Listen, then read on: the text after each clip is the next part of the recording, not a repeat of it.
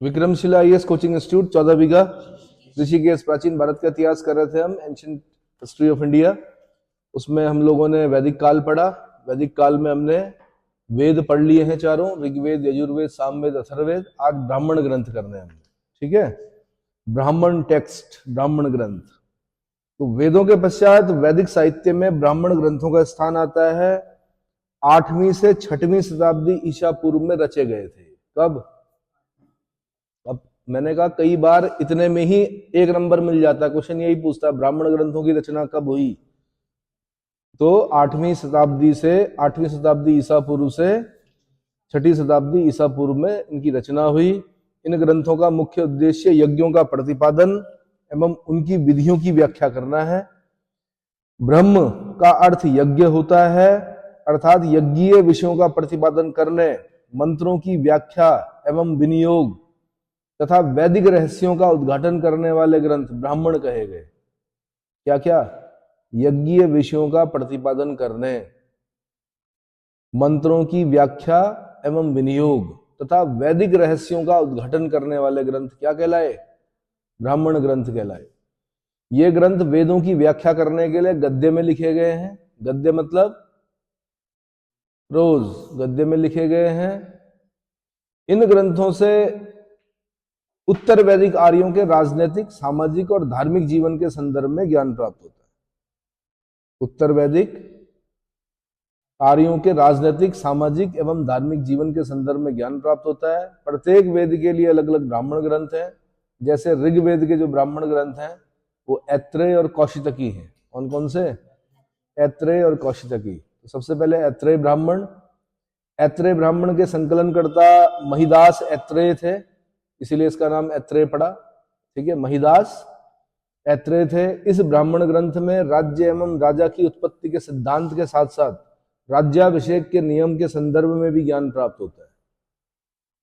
राज्य की उत्पत्ति कैसे होती है, राजा की उत्पत्ति कैसे होती है, उससे संबंधित सिद्धांत और राज्याभिषेक के नियम के संदर्भ में भी ज्ञान प्राप्त होता है। कुछ प्राचीन अभिषिक्त राजाओं के नाम भी प्राप्त होते हैं। इस ब्राह्मण ग्रंथ की सप्तम पंचिका के 3 अध्यायों में प्रसिद्ध सुनह शेप का आख्यान है, जो चरैवेती गाथाओं के लिए विशेष रूप से विख्यात है। विभिन्न प्रकार के यज्ञों यथा राजसूय यज्ञ, सोम यज्ञ आदि के संदर्भ में विस्तृत विवरण इसी ब्राह्मण ग्रंथ से प्राप्त होता है। दरअसल ऐसा है, बहुत अंदर तक जाने की आवश्यकता नहीं है। अगर बहुत डीप में जाएंगे तो फिर दिक्कत हो जाएगी, है ना। वो क्वेश्चन बनाया कभी कि चरैवेती गाथाओं का जो उल्लेख है वो कहां पर मिलता है? चरैवेती। तो आंसर ऐत्रेय ब्राह्मण में। बाकी राजसूय यज्ञ के संदर्भ में कहां मिलता है, ठीक है, सोम यज्ञ के संदर्भ में विवरण कहां प्राप्त होता है? तो ऐत्रेय ब्राह्मण। क्लियर हो गया। दूसरा हो गया कौशितकी ब्राह्मण। कौशितकी ब्राह्मण इसे सांख्यायन ब्राह्मण भी कहा जाता है। कौशितकी ऑब्लिक सांख्यायन ब्राह्मण भी कहा जाता है। इसमें 30 अध्याय हैं। विभिन्न प्रकार के यज्ञों के विधानों का वर्णन इसी ब्राह्मण ग्रंथ से प्राप्त होता है। विभिन्न प्रकार के यज्ञ विधानों का वर्णन इसी ब्राह्मण ग्रंथ से प्राप्त होता है। आज भी देखे होंगे आपने, अलग अलग प्रकार के यज्ञ होते हैं भाई, तो उसमें जो सामग्री होगी वो अलग अलग होगी। क्या होगी? करने वाले पुरोहितों की संख्या अलग अलग होगी। ये पता है? नहीं पता? यानी जितने भी यज्ञ होंगे उनकी विधि विधान क्या होते हैं? अलग अलग होते हैं। सामग्रियां भी अलग अलग होती हैं। अब अपने अपने 9 ग्रह शांत करने हैं तो उसके लिए फिर 9 प्रकार की लकड़ियां, अलग अलग पेड़ों की लकड़ियां, अलग अलग प्रकार की वस्तुएं, है ना, वो क्या करनी पड़ती है? उनकी आहुति देनी होती है। हाँ जी, लकड़ी तो खाली जलाने के लिए है, बाकी फिर मेन है मंत्रोच्चारण। कौन से मंत्र कहां पर पढ़ने हैं, है ना। सीधी सी बात है, जैसे किसी की डेथ होती है तो शमशान पे कौन से मंत्र पढ़ने हैं? पिंड जब देते हैं। अब ये थोड़े कि शमशान के मंत्रों को विवाह के समय पढ़ेंगे। विवाह के मंत्र अलग होते हैं। शिशु जन्म जब होता है उसके मंत्र अलग होते हैं, है ना। 16 संस्कार होते हैं, आगे चलकर पढ़ेंगे हम। गर्भाधान, पुंसवन, सीमांतोनयन, और ये तो जन्म से पहले के हैं, गर्भाधान, पुंसवन और सीमांतोनयन। और कौन कौन से होते हैं? जातकर्म, नामकरण, निष्क्रमण, है ना, अन्नप्राशन, चूड़ाकर्म, कर्ण भेद, है ना, आगे पढ़ेंगे उनको। तो अब संस्कार होते थे तो क्या होता था, अलग अलग प्रकार के मंत्र, अलग अलग प्रकार के यज्ञ, यज्ञ भी अलग अलग प्रकार के, ऋषि यज्ञ, देव यज्ञ, अलग अलग यज्ञ करने होते थे। तो बर्डन पड़ गया था एक तरह से किस पर, जैसे आज आप लोग टैक्स से परेशान हो ना, कि पहले इनकम कर रहे हो, इनकम टैक्स दे रहे हो, फिर उस इनकम से आप क्या कर रहे हो, कार खरीद रहे हो। एक सांसद को सुन रहा था मैं, सही बोल रहे थे, कार खरीद रहे हो, फिर आप उस पर जीएसटी दे रहे हो, फिर क्या कर रहे हो, तेल खरीद रहे हो, पेट्रोल डीजल खरीद रहे हो, उस पर फिर टैक्स दे रहे हो, फिर आप क्या कर रहे हो, इंश्योरेंस करा रहे हो, उस पर भी जीएसटी दे रहे हो, एश्योरेंस, फिर क्या कर रहे हो, उस गाड़ी को चला रहे हो, हाँ जी, टोल टैक्स दे रहे हो। अब टोल टैक्स दे रहे हो तो भाई इतने सारे टैक्स दे दे के तो फिर तो क्या एक आम आदमी की जेब जो है वो क्या हो रही है। एक छोटा सा एग्जांपल ले लीजिए, यहां से देहरादून जाते हैं, आपको टैक्स देना पड़ता है, टोल टैक्स देना पड़ता है, कितने पैसे लगते हैं। अब सरकार को अगर रिच करना है तो टैक्स देना पड़ेगा, और सरकार रिच होगी तो काम कराएगी, नहीं होगी तो फिर वही होगी सिंगल रोड, उसी पे चलो। और उसका अगर नहीं होगा उसके बाद पैसा, तो फिर अफगानिस्तान जैसी रोडें होंगी। कैसी? तो अब या तो टैक्स दो या फिर, पर समस्या यह है कि फिर हर एक व्यक्ति को लो, फिर हर एक व्यक्ति से लो ना फिर टैक्स, जिसकी भी इनकम है, क्योंकि टैक्स चोरी होती है इस देश में। अगला, यजुर्वेद के ब्राह्मण ग्रंथ, किसके? ब्राह्मण टेक्स्ट ऑफ यजुर्वेदा। इस वेद के दो भाग हैं, शुक्ल यजुर्वेद और कृष्ण यजुर्वेद। शुक्ल यजुर्वेद से संबंधित ब्राह्मण ग्रंथ शतपथ ब्राह्मण है, 100 शुद्ध रास्ते, शतपथ ब्राह्मण है, जबकि कृष्ण यजुर्वेद से संबंधित ब्राह्मण ग्रंथ तैत्रीय ब्राह्मण है। कौन सा? ये अलग अलग पूछे जाते हैं क्वेश्चन, शुक्ल यजुर्वेद के ब्राह्मण कौन से हैं, कृष्ण यजुर्वेद के ब्राह्मण कौन से हैं। तो सबसे पहले शतपथ ब्राह्मण के बारे में देख लेते हैं। यह सबसे वृहद, प्राचीन एवं प्रमाणिक ब्राह्मण ग्रंथ है। सबसे बड़ा, वृहद मतलब सबसे बड़ा, सबसे प्राचीन और सबसे प्रमाणिक ब्राह्मण ग्रंथ है। इसे याज्ञवल्क्य ने लिखा था। किसने? याज्ञवल्क्य ने लिखा था। यह 14 कांडों में विभक्त है, जिनमें विभिन्न प्रकार के यज्ञों का पूर्ण एवं विस्तृत वर्णन के साथ साथ अनेक सामाजिक विषयों का भी उल्लेख मिलता है। प्राचीन इतिहास का ज्ञान प्राप्त करने के साधन के रूप में वैदिक साहित्य में ऋग्वेद के बाद शतपथ ब्राह्मण अति महत्वपूर्ण है। अगर आपसे पूछ लिया कि ब्राह्मण ग्रंथों में सबसे प्राचीन, सबसे वृहद और सबसे प्रमाणिक कौन है, आंसर शतपथ ब्राह्मण। और किसका ब्राह्मण है ये? शुक्ल यजुर्वेद का। किसका? शुक्ल यजुर्वेद का। ये तो समझ में आ गया। और ऋग्वेद के बाद अगर किसी ब्राह्मण ग्रंथ का स्थान आता है तो वो किसका है? शतपथ ब्राह्मण का। चलिए जी, प्राचीन इतिहास का ज्ञान प्राप्त करने के साधन के रूप में वैदिक साहित्य में ऋग्वेद के बाद शतपथ ब्राह्मण अति महत्वपूर्ण है। यही कारण है कि इसे ऐतिहासिक वेद या लघु वेद की संज्ञा भी प्रदान की गई है। तो अब ये उत्तर प्रदेश वाले पूछते हैं ऐसा क्वेश्चन कि लघु वेद किसे कहा जाता है, आंसर ऐत्रेय ब्राह्मण को। ऐतिहासिक वेद किसे कहा जाता है, आंसर सॉरी शतपथ ब्राह्मण। लघु वेद किसे कहा जाता है, आंसर शतपथ ब्राह्मण को। ऐतिहासिक वेद किसे कहा जाता है, आंसर शतपथ ब्राह्मण। और जब जब आप शतपथ ब्राह्मण बोल रहे हो, साथ में ब्रैकेट में क्या बोलो? शुक्ल यजुर्वेद बोलो। क्या बोलो? शतपथ ब्राह्मण शुक्ल यजुर्वेद, शतपथ ब्राह्मण शुक्ल यजुर्वेद। ठीक है। शतपथ ब्राह्मण ग्रंथ में पुरुष मेध यज्ञ का वर्णन मिलता है। उपनयन संस्कार, उपनयन समझते हो? द्विज कहलाते हैं जिनका उपनयन संस्कार होता है, 2 बार जन्म लेने वाले। द्विज मतलब 2 बार जन्म लेने वाले। एक तो माता के गर्भ से जन्म लिया, और एक बौद्धिक जन्म जब होता है तो वो उपनयन संस्कार से माना जाता है। कहां से? उपनयन संस्कार से माना जाता है। जो अच्छे स्कूल्स होते हैं आज भी, चाहे इंग्लिश मीडियम भी हो, वहां पर उपनयन संस्कार कराते हैं। अक्षर ज्ञान से पहले क्या होता है? उपनयन संस्कार। विधेय माधव की कथा।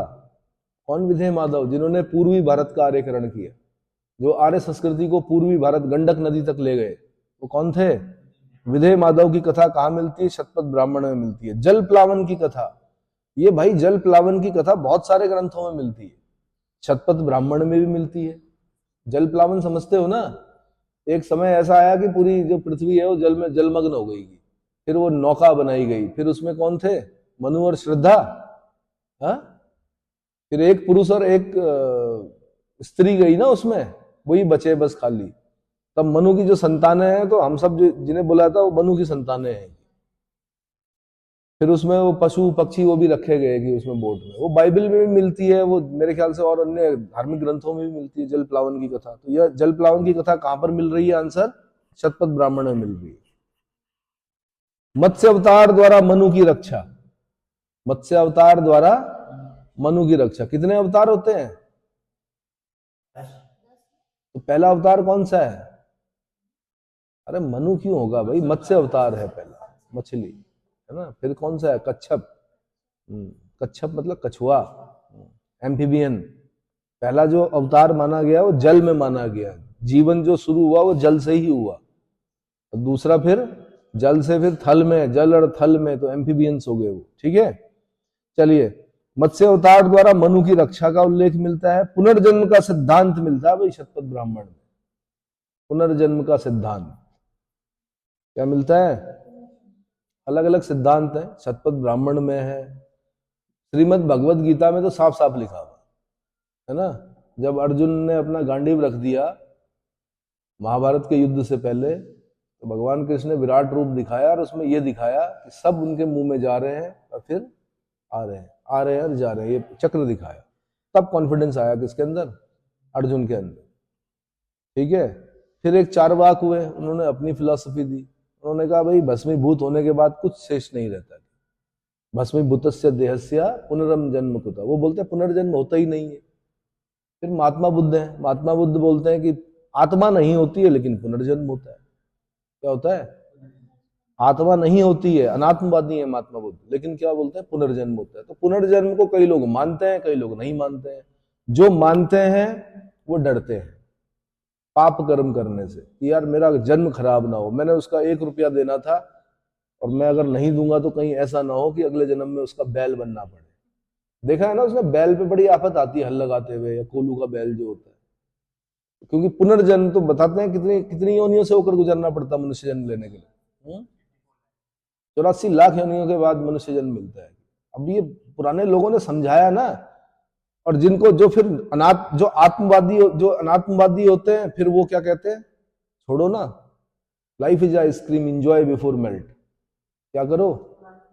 हाँ, वो फिर चारवाक पर चलते हैं, वो जो विदेशों में भाग गए हमारा पैसा लेकर, पीएनबी का, है ना। कौन? नीरव मोदी, मेहुल चौकसी और कौन कौन, विजय माल्या। ये चारवाक दर्शन पर चलते हैं। यावत जीवेत सुखम जीवेत, कृतम ऋणवा घृतम पिबेत।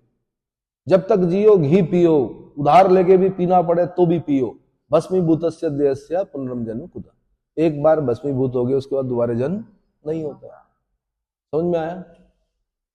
तो लेकिन संसार को चलाने के लिए ये बताना जरूरी है कि दोबारा जन्म होता है, वैसे नहीं होता है, पर बताने के लिए ताकि पाप कर्म न करे मनुष्य, है ना। डराना बहुत जरूरी है भाई। पहले जो शिक्षक थे वो डराते थे बच्चों को, तो बच्चे अच्छे भी निकलते थे, संस्कार भी होते थे। अभी क्या है? अब आंख दिखाना भी मना है। पहले अगर स्कूल में कोई गलती कर दी बच्चे ने, किसी बच्चे ने गलती कर दी, तो समझ लो पहले टीचर कूटते थे, फिर टीचर माता पिता को बोलते थे, वो भी कूटते थे। अभी क्या है? हाँ, गलत कर रहे हैं, आपने टच कैसे कर दिया? ठीक है, तो फिर दिख रहे हैं, स्थिति दिख रही है। अभी आप छोड़ दो, लाठी वापस कर दो शिक्षक की, फिर देखो सब आईएएस होंगे, सब आईएएस होंगे। एक बार लाठी तो दो हाथ में, मारेंगे नहीं उतना जल्लादों की तरह, मगर डर, जैसे आप हेलमेट हाथ पे लगा के चलते हो, डर क्या होता है मैं बता रहा हूं, लेकिन चौराहे पे पुलिस खड़ी है तुरंत पहन लेते हो। क्या करते हो? वो तुम्हें देख रहा हो ना देख रहा हो, इसलिए डर बहुत जरूरी है एक उम्र तक, तभी संस्कार आते हैं। और अभी तो किसी को कुछ बोल दो तो फिर माता पिता लड़ने के लिए आते हैं। चलो जी, छोड़ो फिर। कहां तक पहुंचे भाई हम? विधेय माधव की कथा, जल प्लावन की कथा, मत्स्य अवतार द्वारा मनु की रक्षा, पुनर्जन्म का सिद्धांत। अच्छा, या तो महात्मा बुद्ध जैसे बनो। वो अनात्मवादी थे लेकिन वो भौतिकवादी नहीं थे। क्या नहीं थे?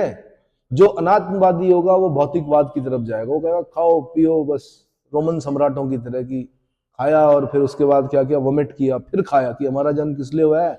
इस धरती को भोगने के लिए हुआ है। वो ऐसे करते थे रोमन सम्राट, खाते थे, पता नहीं कहां कहां से मंगाते थे, खाया। अब क्या हो गया कि नहीं होता खाने, ज्यादा खाने के बाद फिर जड़ी बूटी खाई, फिर वोमिट कर दिया, फिर मंगाया, हाँ भाई अब वहां वाला लाओ भाई। तो क्यों? क्योंकि बुद्धि वैसी थी, जैसा खाओगे अन्न वैसा होगा मन। अब जैसा खा रहे हो तो मन भी वैसा ही होगा। चलो जी, मत्स्य अवतार द्वारा मनु की रक्षा, पुनर्जन्म का सिद्धांत, कृषि से संबंधित प्रक्रियाएं कहां पर मिलती हैं? शतपथ ब्राह्मण में मिलती हैं। कृषि से संबंधित प्रक्रियाएं कहां मिलती हैं? राम कथा मिलती है, पुरूरवा उर्वशी आख्यान मिलता है। राजा पुरूरवा और उर्वशी, मैंने बताया भी था कि कालिदास ने भी एक नाटक लिखा है, विक्रम उर्वशीयम, है ना? किसके बारे में? राजा पुरूरवा और उर्वशी की प्रणय प्रसंग, तो वो आख्यान मिलता है। ये सब कहां से मिल रहा है? शतपथ ब्राह्मण से मिल रहा है। इस ब्राह्मण ग्रंथ में स्त्री को अर्धांगिनी की संज्ञा प्रदान की गई है। किसकी? आधा अंग माना जाता है विवाह के उपरांत स्त्री को, क्योंकि गाड़ी दो चक्कों से ही चलती है, दो पहियों से चलती है। तो ये माना जाता है कि विवाह के बाद क्या है? एक पहिया अगर पुरुष है तो एक पहिया क्या है? स्त्री। तब परिवार की गाड़ी आगे बढ़ती है। अगर उनमें से एक भी खराब हो गया तो समझ लो फिर उसको खींचना बड़ा मुश्किल हो जाता भाई। बाकी दिख रहा होगा, क्या दिख रहा है? जितने भी फैमिली कोर्ट है उसमें यही हो रहा है, एक चक्का खराब हो रहा है, या तो इधर वाला या उधर वाला। चलो, तो अर्धांगिनी कहां पर कहा गया है? आंसर शतपथ ब्राह्मण में कहा गया है। इसमें गांधार, कैकेय, शाल्व जनपदों की विशेष चर्चा की गई है। क्या नाम सुना है आपने? गांधार, गांधार, नरेश, शकुनी, महाभारत में सुना होगा आपने गांधार का। और विधेय का नाम सुना है? कौन? विधेय, वैदेही माता सीता का नाम है, विधेय, नरेश, जनक, है ना? और ये नाम सुना आपने? शल्व, शाल्व नरेश। कौन कौन थे शाल्व नरेश? नकुल सहदेव के मामा। किसकी तरफ से लड़े? कौरवों के सारथी। किसके सारथी बने? इधर अर्जुन के सारथी भगवान कृष्ण बने, और खास भाई के मामा कहां थे? दुर्योधन के सारथी बने हुए थे मेरे ख्याल से, वही थे। चेक कर लो भाई एक बार, बचपन में देखी थी हमने। कर्ण के थे, मैंने बचपन में देखी थी महाभारत। देख लो एक बार, चेक करो। अरे देख लो भाई, शाल्व नरेश।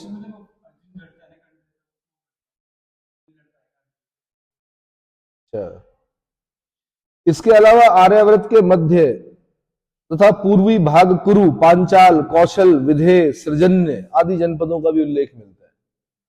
तो चेक करने में क्या जा रहा है आपको? देख लो एक बार, हमेशा के लिए कंफर्म हो जाएगा कि शाल्व नरेश किसके सारथी थे। इसके अलावा आर्यावर्त के मध्य तथा पूर्वी भाग कुरु, पांचाल, कौशल, विधेय, सृजन्य आदि जनपदों का उल्लेख मिलता है। दरअसल मैं डिजाइन क्लास नहीं पढ़ाता हूं, पहले से तैयार करके नहीं आता हूं ना मैं, वो तो यहां पर जो निकल गया वो आ गया। डिजाइंड होती है क्लास, वैसे समझते हो क्या बोलना है, कहां पे हंसना है, कहां पे कौन सा चुटकुल्ला सुनाना है, ये सब चीजें डिजाइंड होती हैं। बट यहाँ पे ऐसा नहीं है। यहाँ पे जो आख्यान आ गया उस पर क्या कर दिया? एक्सप्लेनेशन कर दिया, थोड़ा सा ढूंढ लिया। कर्ण के थे, ठीक है। सर्वश्रेष्ठ धनुर्धर कौन? कर्ण। पूछो क्यों? पूछो क्यों? क्योंकि अर्जुन ने तीर मारा, है ना? तो क्या कई हाथ पीछे चला गया कर्ण का रथ, और कर्ण ने तीर मारा तो कम गया थोड़ा सा पीछे। अर्जुन बड़े अभिमान में आ गया, देखो मतलब। और जितनी बार ऐसा हुआ, जितनी बार कर्ण तीर मारे और क्या हो जाए? रथ पीछे हो जाए, उतनी बार भगवान कृष्ण बोले वाह। क्या बोले? अब चिढ़ तो होती है, मेरा सारथी और उसकी प्रशंसा कर रहा सामने शत्रु की। तो उसने पूछ लिया, भाई हे माधव बताइए, आप उसकी प्रशंसा क्यों कर रहे हो? सामने कर्ण की प्रशंसा क्यों कर रहे हो? जब मैं मार रहा हूं तीर तो 7 हाथ पीछे जा रहा हो, और ये मुझे खाली एक हाथ पीछे धकेल रहा है। तब भगवान कृष्ण ने बोला कि अगर मैं ना बैठा हूं किसमें, रथ में, और अगर ऊपर ध्वजा में हनुमान जी ना बैठे हो तो तेरा रथ तो कब का ब्लास्ट हो जाता है। मेरे बैठने के बाद और हनुमान जी के बैठने के बाद भी तेरा रथ एक हाथ क्या हो रहा, पीछे जा रहा है। ये बहुत बड़ी बात है। इसका मतलब सर्वश्रेष्ठ धनुर्धर कौन, कर्ण। लेकिन फिर वही क्या, भाग्यम फलति सर्वदा, न तो विद्या न च पौरुषम। न तो विद्या काम आती है, न पौरुष काम आता है। क्या काम आता है, भाग्य। क्या काम आता है, भाग्यशाली बनो। तो भाग्यशाली बनने के लिए नेगेटिविटी को क्या करना पड़ेगा, आपको अपनी पार करना पड़ेगा। हाँ जी, हाँ जी, बोलो बोलो। हाँ, तो पॉजिटिव होना है ना, पॉजिटिव। ये नहीं बोलना है सुबह सुबह मैं सुंदर हो जाऊं, मैं बोलना मैं भाग्यशाली हो जाऊं। क्या हो जाऊं, अब बल्कि हो क्या जाऊं, बोलो मैं भाग्यशाली हूं। I was complained that I had no shoes until I saw a man who had no feet. मुझे शिकायत थी कि मेरे पास अच्छे वाले जूते नहीं है, ब्रांडेड। मेरी शिकायत तब दूर हुई जब मैंने देखा कि मेरे मतलब एक आदमी ऐसा था जिसके पैर ही नहीं थे। मेरे पास जूते नहीं है ना, उसका पैर नहीं है। I was complained that I had no shoes until I saw a man who had no feet. अगला तैत्तिरीय ब्राह्मण ग्रंथ भाई। क्या तैत्तिरीय ब्राह्मण किसका है, कृष्ण यजुर्वेद की प्रमुख ब्राह्मण ग्रंथ है, कृष्ण यजुर्वेद का। सबसे पहले तो यही याद करना आपने, तैत्तिरीय ब्राह्मण कृष्ण यजुर्वेद। इसके प्रवर्तक तित्तिर ऋषि हैं। कौन थे, तित्तिर ऋषि थे। यह शाखा दक्षिण भारत में अधिक प्रचलित है। इसमें पंच महायज्ञ, पुरुषमेध यज्ञ तथा 3 ऋणों का उल्लेख हुआ है। कितना, 3 ऋण। भाई कई बार पूछता भी है कौन सा ऋण नहीं होता है। ऋणों में भी 3 प्रकार के ऋण माने जाते हैं। कौन कौन से, ढूंढो जरा, ऋण कौन कौन से होते हैं। एक पितृ ऋण होता है शायद, एक ऋषि ऋण होता है, एक देव ऋण होता है, कुछ ऐसा होता है। मात्र ऋण नहीं होता है। मात्र ऋण को चुकाया भी नहीं जा सकता, कुछ ऐसा होता है शायद। इसमें कभी देखा था मैंने कुछ। हाँ, पितृ ऋण। पितृ ऋण से मुक्त कब होते हो आप, कब होते हो। ये पुरुष प्रधान समाज है, बालिके पुरुषों के लिए है ये नियम। पितृ ऋण से तब मुक्त होते हो, हालांकि सारा योगदान स्त्री का है, लेकिन स्त्री को नहीं रखा गया वहां पे। पितृ ऋण से तब मुक्त होते हो जिस दिन आपके यहाँ पुत्र प्राप्त होती है, पुत्र की प्राप्ति होती है। वंश को नहीं बोलते आगे बढ़ाने वाला कौन, पुत्र। पुत्री का कोई कहीं जिक्र ही नहीं है। अब क्या करें, मेरा दोष नहीं है।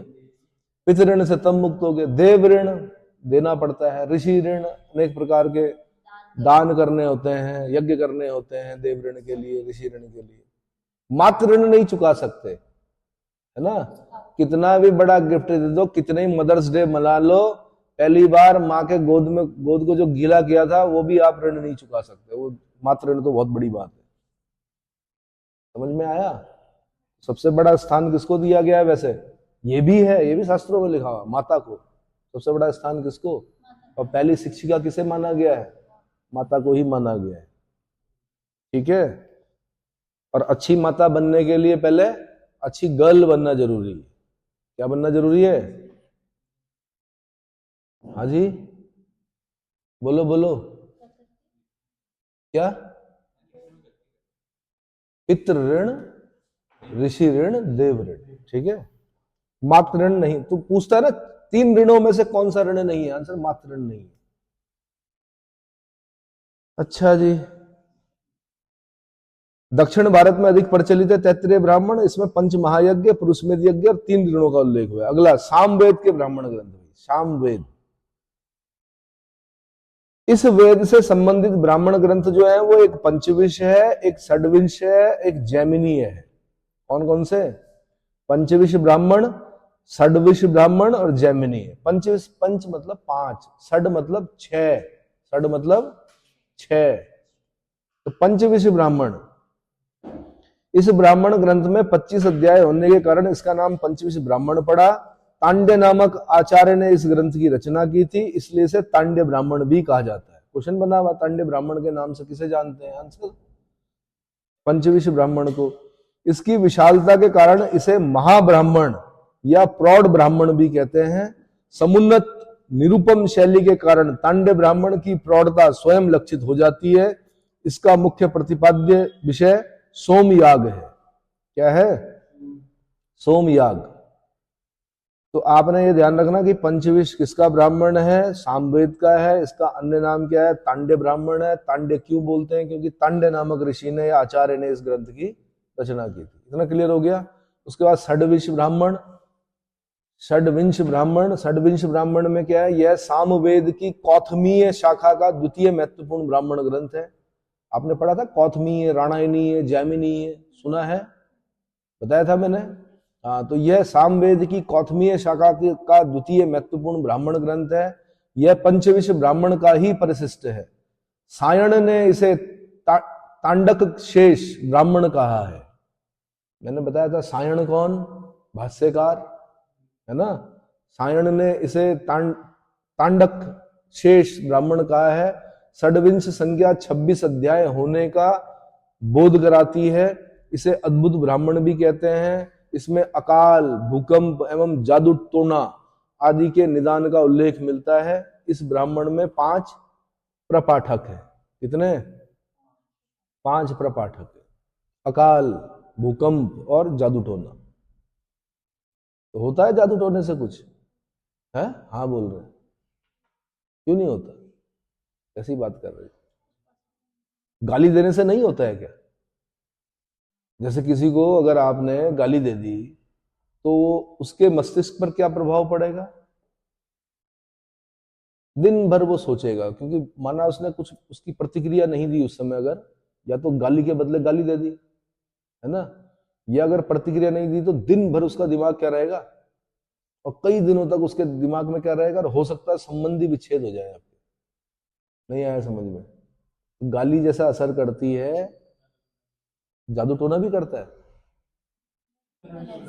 हाँ जी, नेगेटिव एनर्जी।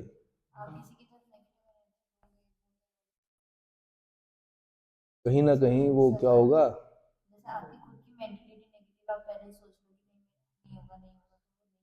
बस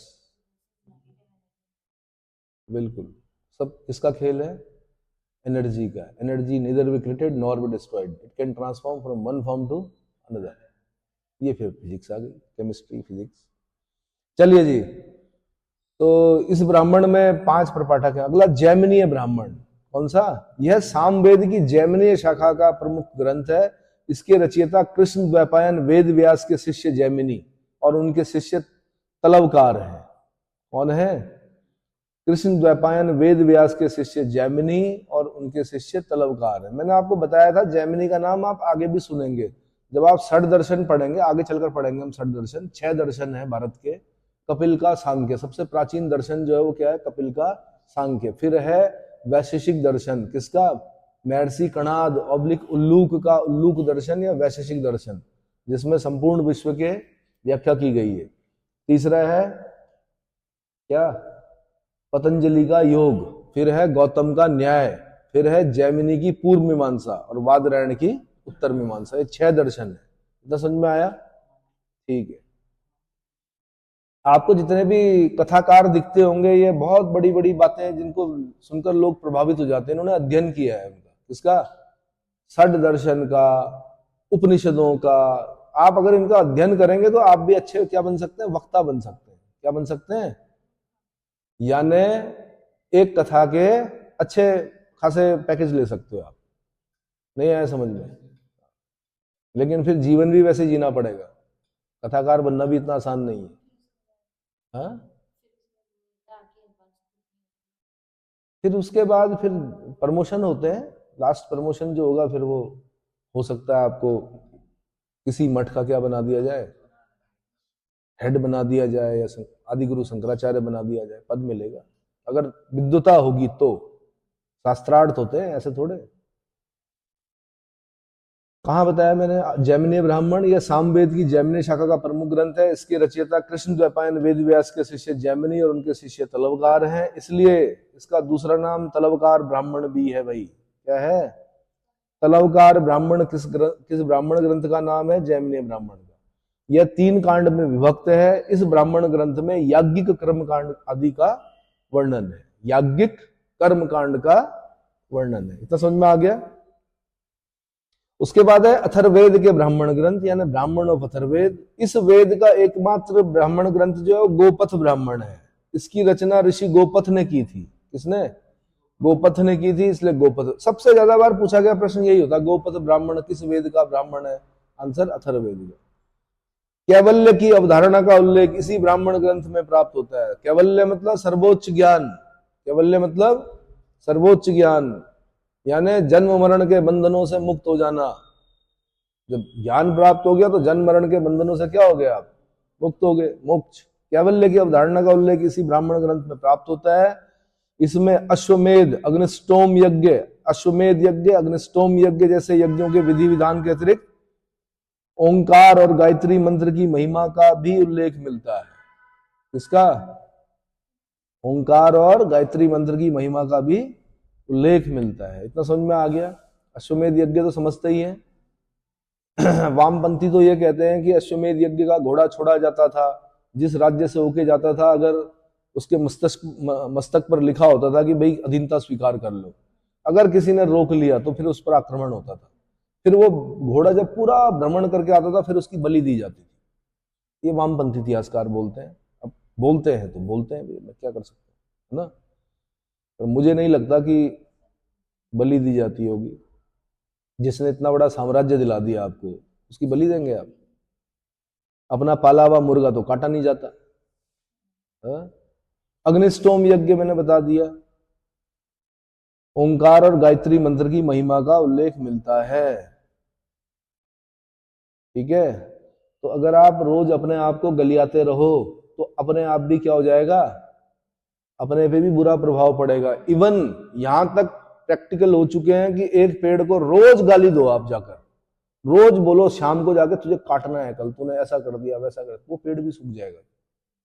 इसीलिए बोला जाता है, ये लिखा हुआ है कि पेड़ों को भी आपने क्या नहीं करना, उनके अंदर भी क्या होता है, अगर आप उनसे प्रेम करेंगे तो वो फलेंगे फूलेंगे, और अगर आप उनको गलियाओगे तो क्या होगा? सूख जाएंगे।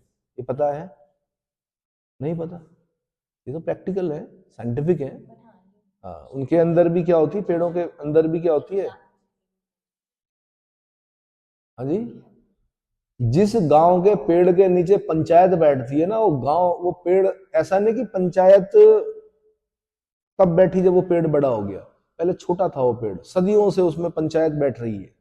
वो पेड़ और फलेगा फूलेगा, खूब सारे लोग उसमें बातें करेंगे, बैठेंगे शाम को, तो वो फलेगा फूलेगा।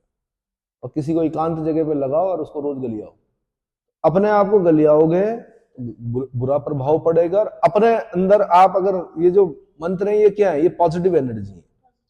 सिर्फ इनका अर्थ पता होना चाहिए आपको। अगर आप अपने आप को बोल रहे हो कि हाँ मेरे साथ एक शक्ति है जो मेरा साथ देगी पेपर में, कहां पर? तो होगा पेपर में साथ देगी। मैंने कई ऐसे केसेस देखे हैं कि कोई आंदोलन चल रहा है, एक महिला का मुंह एकदम से टेढ़ा हो जाता है, मतलब पुलिस की वजह से डर के मारे, जिसे बोलते हैं नहीं, एकदम से हाथ पैर छूट जाते हैं।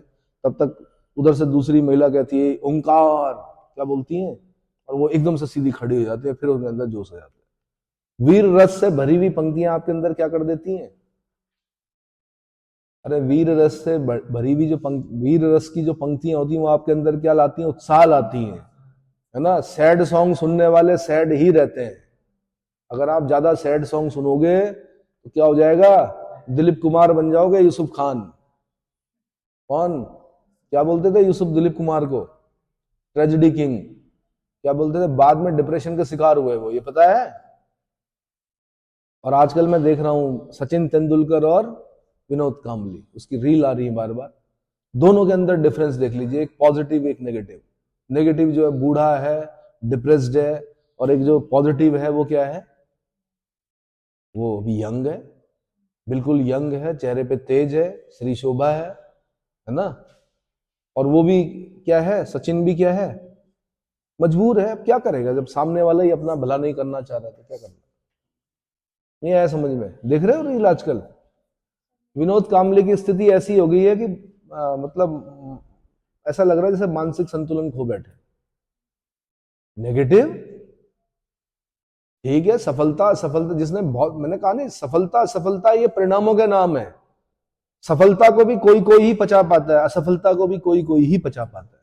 असफल हो गए ना तो रोना नहीं है भाई, try for the best and be prepare for the worst. असफल भी हो गए तो इसका मतलब थोड़ा कि जीवन समाप्त हो गया, मैं डीएम नहीं बना जीवन समाप्त कर दो, ये नहीं बने, अच्छे के लिए नहीं बने, कुछ और। क्या हम लोग नहीं बने तो हम लोग अध्यापक हैं, पढ़ा रहे हैं, है ना? नहीं आया समझ में? ठीक है, बढ़िया है, क्या दिक्कत? शिक्षक कौन होते हैं? कौन होते हैं शिक्षक? बंच ऑफ फेलियर्स, असफलताओं के गुच्छे होते हैं। खूब सारी असफलताएं होती हैं उनके हाथ में, उन असफलताओं से आपने सीखना है। इसीलिए बार बार डांटा जाता है आपको, पढ़ो, क्या करो, पढ़ो। और जितनी बार हम बोलते हैं पढ़ो, उतनी बार आप हमारे शत्रु बनते जाते हो। वो शत्रुता क्या होती रहती है? और प्रबल होती रहती है। हम तो इसलिए बोलते हैं अपने अनुभवों से कि भैया वो जमाना अलग था, उसमें थोड़ा कम में सिलेक्शन हो जाता, अभी जमाना क्या है, फास्ट, स्पीड बहुत ज्यादा चाहिए लिखने की। गायत्री मंत्र की महिमा पता चल गया। अब है आरण्यक ग्रंथ। आरण्यक ग्रंथों में भाई खाली कभी कभी इतना ही क्वेश्चन आता कि आरण्यकों की संख्या कितनी है, तो आरण्यकों की संख्या कितनी है? 7 है। ये 7 का आंकड़ा जो है ना, कई जगहों पर आंसर होता है, सिर्फ इतना ही बोलना 7 है। आरण्यकों की संख्या कितनी है? अरण्य मतलब जंगल होता है, अरण्य मतलब जंगल बुक्स। मैंने कहा रुडियार्ड किपलिंग वाली जंगल बुक्स नहीं, मोगली वाली नहीं, ये दूसरी पुरानी जंगल बुक्स है हमारी।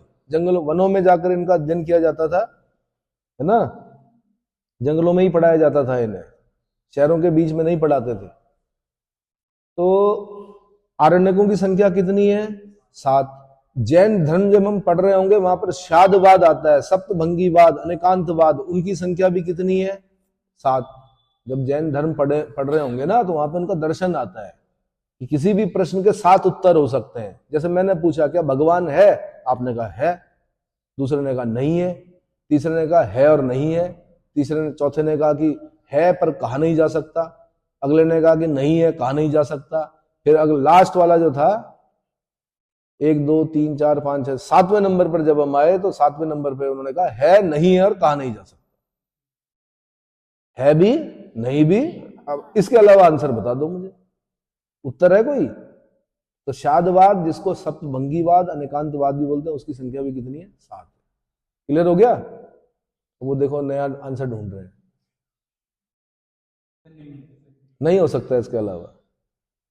ब्राह्मण ग्रंथ, आरण्यक ग्रंथों के बारे में बताऊं। ब्राह्मण ग्रंथों के पश्चात आरण्यकों की रचना हुई। यह ब्राह्मण ग्रंथों के अंतिम भाग है। किसके? कई बार इतने में नंबर मिल जाता है। ब्राह्मण ग्रंथों के अंतिम भाग क्या है? आरण्यक। अरण्य मतलब जंगल। इनकी रचना जंगलों अर्थात अरण्यों में पढ़ाए जाने के उद्देश्य से की गई थी, इसलिए इन्हें आरण्यक की संज्ञा से अभिहित किया जाता है। इनका मुख्य विषय आध्यात्मिक एवं दार्शनिक चिंतन है। कैसा? आध्यात्मिक और दार्शनिक चिंतन। ये भी ध्यान रखना, एक उम्र के बाद आप आईएएस बनो, पीसीएस बनो, कुछ भी बनो, बिलेनियर बनो, मिलेनियर बनो, लेकिन एक समय के बाद एक अवस्था ऐसी आएगी जहां पे आपके काम क्या आएगा, क्योंकि मन बड़ा विचलित होगा। 7 वाले 7 जितने भी 7 के लोग होंगे, वो धीरे धीरे क्या कर रहे होंगे? 7 छोड़ रहे होंगे। मृत्यु एक अटल सत्य है। जब उससे आपका वास्ता पड़ेगा कि हाँ भाई यार ये भी गया, वो भी गया। कई बार ऐसा भी होगा कि पूरे फ्रेंड सर्किल में एक ही लास्ट मित्र बच गया। कौन? जो बिलेनियर था, या जो बहुत अच्छे पद पर था, जिसका अच्छी देख रेख हुई होगी, या जो अच्छा खान पान हुआ होगा, हो सकता है वो जिंदा रहे, या हो सकता है वो रहे जो कुछ नहीं बना, जिसने खेती किसानी की, वो फिट था। ठीक है? अब लास्ट में क्या काम आएगा? अब उस भय से कैसे मुक्त होना है? तब वहां पर अध्यात्म काम आता है, वहां पर दार्शनिक चिंतन काम आता है। क्या काम आता है? अब वैसे तो छोटी सी बात है कि घर के सामने एक पौधा जमा, उसमें से कुछ चीज फूल उगे, उसमें तितली बैठी, उसके बाद उसमें कुछ फल लगे, जो भी हुआ, उसके बाद वो पेड़ सूख गया। ऐसे सबका होना है। सबका क्या होना? सूर्य का भी होना है, पृथ्वी का भी होना है। किसका? पृथ्वी की भी एक आयु है, सूर्य की भी अपनी आयु है। उसने भी एक दिन व्हाइट ड्वार्फ बन जाना, उसने भी हो सकता है, हाँ, व्हाइट ड्वार्फ, ब्लैक होल बन जाना है। समझ में आया? तारे जितने भी हैं उनकी भी मृत्यु होनी है। पर अब डर जिसे बोलते हैं, होगा क्या भाई, कैसे होगा? तो उसके लिए अध्यात्म, उसके लिए क्या है? अध्यात्म। इसी कारण जितने भी बड़े बड़े जो क्या है आध्यात्मिक केंद्र हैं, वहां पर बड़े बड़े लोग मिलेंगे आपको, मिलेंगे भगवा में। लेकिन अगर आप उनसे पूछोगे कि आप क्या थे, तो वो बोलेंगे हम मुख्य सचिव थे। कभी क्या थे? मुख्य सचिव थे, हम गवर्नर थे। ठीक है, चलिए। और बाकी बोल भी रखा है हमारे तो ग्रंथों में, बता रखा है भैया 25 साल तक ब्रह्मचर्य, उसके बाद 25 साल गृहस्थ, उसके बाद सन्यास, और उसके बाद, अरे उसके बाद वानप्रस्थ। 25 साल तक ब्रह्मचर्य का पालन करना है, 25 साल और जो है वो गृहस्थ आश्रम का पालन करना है। उसके बाद क्या करना है, आपने सन्यास लेना है, आपने मोह माया से क्या हो जाना, दूर हो जाना। मोह माया में फंसोगे तो फिर बहुत दिक्कत हो जाएगी। फिर 75 तक भी नहीं मरे तो उसके बाद वनों में चले जाओ, फिर आपका स्थान समाज के बीच में। मना किया गया कि अब अपनी आध्यात्मिक उन्नति के लिए, शांति के लिए कहाँ जाना है आपने, वनों में। क्योंकि घर में रहोगे तो पता चला कि आज बेटे बहू की लड़ाई हो गई, आज पोता ये कर दिया, पोती ने ऐसा कर दिया, उसी में फंसे रहते हैं बुजुर्ग। अपना जीवन क्या करते हैं। यूरोप में ऐसा नहीं है, यूरोप के लोग ज्यादा अटैचमेंट नहीं होता उनका। बच्चा बड़ा हुआ, किक आउट, जाओ खुद कमाओ और खाओ। हाँ जी, कभी कभी अगर गेट टुगेदर हो भी गई तो अपना बिल खुद दो भाई, ये थोड़ा कि हम ही देते रहेंगे तुम्हारा। शुरू कराते हैं। यहाँ पर देखो ना, यहाँ पर पाल रहे हैं, स्कूटी भी दे रहे, मोबाइल भी दे रहे। मोबाइल भी छोटा मोटा नहीं भाई, आईफोन भी दे रहे, साथ में स्कूटी भी बढ़िया वाली दे रहे, तेल भी भरा रहे, मोबाइल चार्ज भी करा रहे, किताबों के भी पैसे दे रहे, और सब कुछ दे रहे, फिर भी नहीं पढ़ रहे। जब खुद कमाना पड़ेगा तब पता चलेगा, उसकी वैल्यू पता चलेगी। अभी तो बड़ा मजा आता है, क्या और क्या करना है जी, ये चलो आज पार्टी करते हैं। अपनी कमाई से कराना ना पार्टी। कमाने वाले जो होते हैं चाय पिलाने में भी परहेज करते हैं दूसरे को, यही मनसा यही रहती है कि ये देगा बिल। हाँ जी, बिल्कुल। लोन लीजिए, बिना लोन के आप उन्नति नहीं कर सकते। वैसे तो मना किया गया ऋण लेने के लिए, बट तरक्की तभी करोगे आप। पैन कार्ड बनाइए। ब्राह्मण ग्रंथों के पश्चात अरण्यकों की रचना हुई है। ब्राह्मण ग्रंथों के अंतिम भाग हैं, ये बता दिया मैंने। इनका मुख्य विषय आध्यात्मिक एवं दार्शनिक चिंतन है। इसी कारण गोपथ ब्राह्मण एवं बुधायन धर्मसूत्र भाष्य में इन्हें रहस्य ग्रंथ भी कहा गया है। क्या कहा गया है। कालांतर में इन्हीं ग्रंथों से उपनिषदों का विकास हुआ। दर्शन जो शुरू हो गया वो आरण्यक से शुरू हो गया। जब वनों में बैठकर सोचा कि यार ये सही है या नहीं है, तो पता चला कि कुछ चीजें सही थी और कुछ चीजें क्या थी, गलत थी। ठीक है, स्नान करना अच्छी बात है, पर ठंड पड़ी हुई -1 डिग्री सेंटीग्रेड टेम्परेचर है कानपुर में, और आप गंगा स्नान कर रहे हो, क्या ठीक है। नहीं है भाई, पाप तो पता नहीं धुलेंगे नहीं धुलेंगे, पैरालाइसिस हो जाएगा। 1 डिग्री सेंटीग्रेड। कानपुर क्या गंगा नदी के किनारे है। जब मैंने बोला तो क्या कानपुर गंगा नदी के किनारे है, ये खाली कथा सुन रहे हो, है ना। जाओगे 1 डिग्री सेंटीग्रेड में गंगा स्नान करने। हाँ जी, हाइपोथर्मिया तो नहीं, लेकिन वो जो ठंड है वो बस क्या बताना।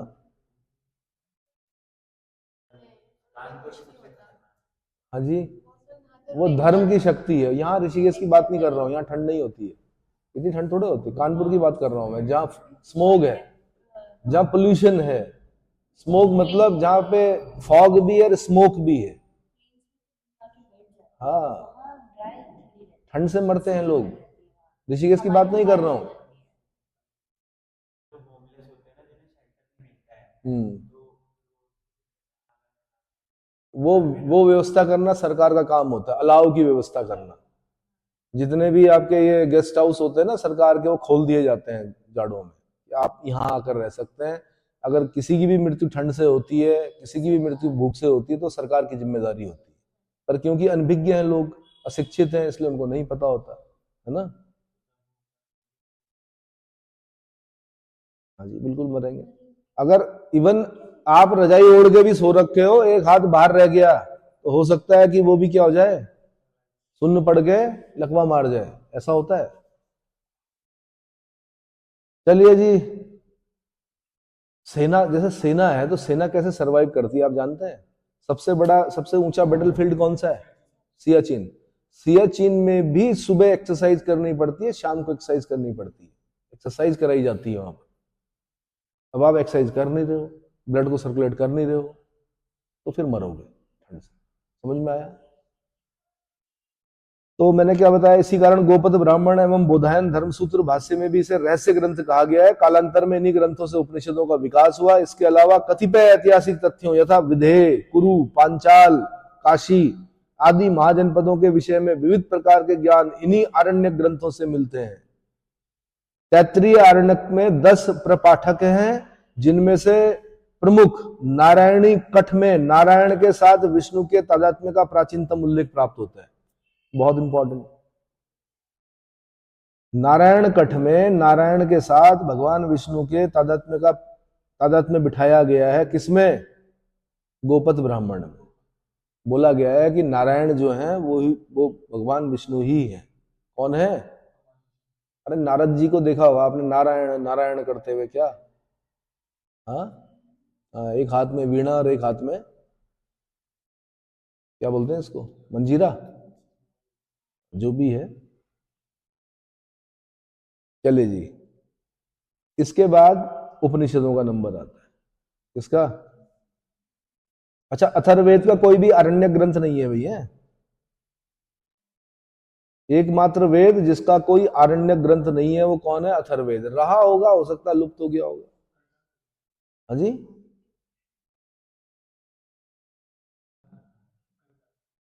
क्या चीज?